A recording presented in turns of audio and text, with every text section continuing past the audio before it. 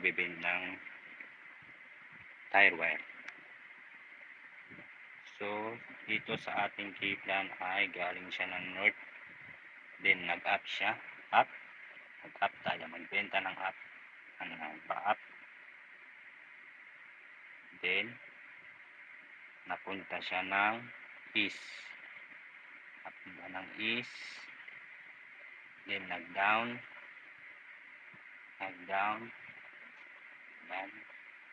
Tandaan nyo lagi guys isang kamay lang lagi ang dapat gumagalaw dyan, ang isa nakaalalay lang. Then nagpunta siya ng south,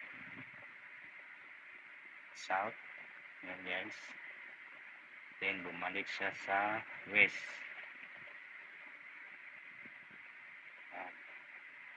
then nagpa-south na siya. So ayan guys, yan ang kinalabasan ng tire wire natin base doon sa drawing ng example na ginawa kong isometric yan.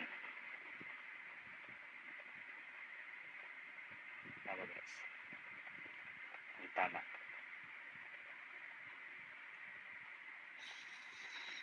So ayun lang guys, sana makatulong sa mga bagong gustong mag-apply ng pipe fitter dyan. Kung nagustuhan nyo yung video na ito, paki-share naman at like naman. Salamat.